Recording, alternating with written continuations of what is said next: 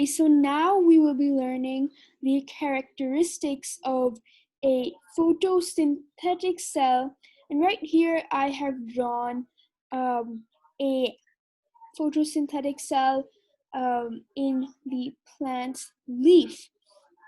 So this could be taken as a spongy or palisade mesophyll, depending on what you would like to consider this. I have a generalized version of a photosynthetic cell, and while considering this as either of the two, you might want to shift the size and shape of the cell accordingly, because a spongy mesophyll is relatively smaller than a palisade mesophyll cell, and it does not necessarily have to be straightly aligned because it's all over the place in its placement underneath the palisade mesophyll. So there's no a definite alignment of the spongy mesophyll, whereas the palisade mesophyll is elongated, and it will be vertical rather than this horizontal cell that I've drawn. So you might want to shift the shape and size accordingly while considering it as a spongy or palisade mesophyll. So this is the generalized version, and the outermost wall of the cell is a cell wall, and it's a unique feature of a plant cell, not a human cell.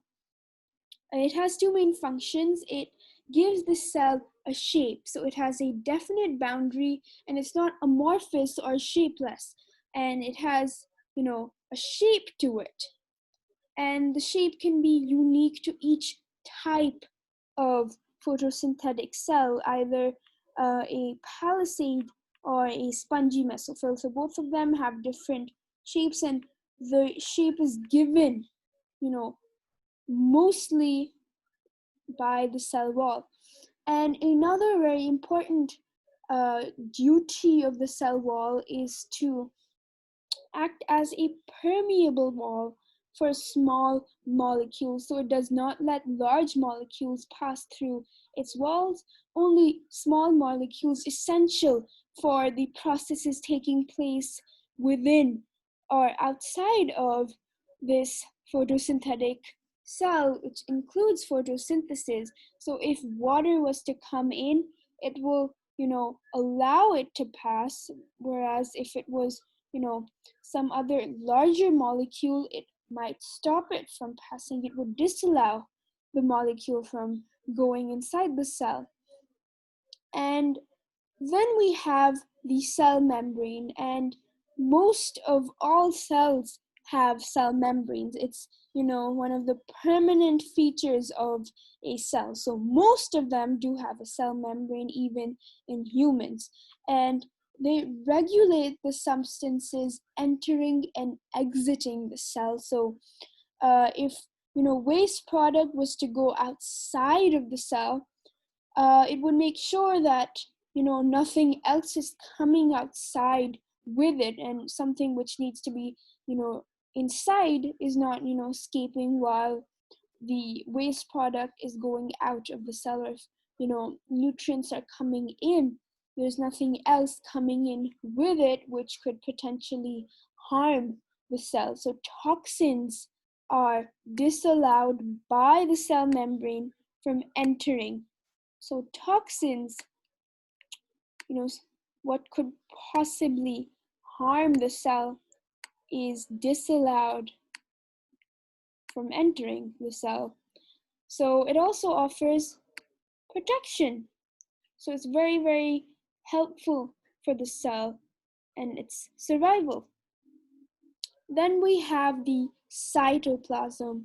The cytoplasm is a gel-like substance present throughout the cell, and so the cell membrane has cytoplasm on one side and a cell wall on the other. And this cytoplasm really has all of the substances within the cell. So the nucleus, the cell vacuole, the chloroplasts are all present within this or amidst this gel-like substance known as cytoplasm. Then we also have a vacuole. A vacuole is like a storage for the cell, and there could be one or more present within a single cell. And it stores waste product, nutrients, and water. And it's very important because the waste product, for example, it doesn't directly go out of the cell. It needs, it takes time with the process, and that waiting time it spends inside the vacuole and doesn't go around in the cytoplasm affecting other processes taking place inside the cell. So it's just stored here, or if there are nutrients or water, it's also stored in the vacuole, and those substances stored uh, in the vacuole are collectively known as cell sap, which are present as a liquid inside the vacuole. Then we have a very important part of the cell. We have a nucleus, and most of every cell has a nucleus, and the nucleus is like a brain if the cell was a body. And this nucleus is the control center, it is the command center.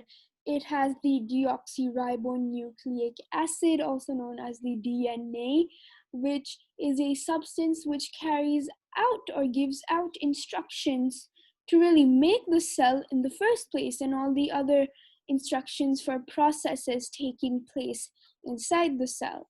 So it's a very important part of a photosynthetic cell, and it's really the brain where it's really controlling everything happening in the cell. And last but certainly not least, we have the chloroplasts.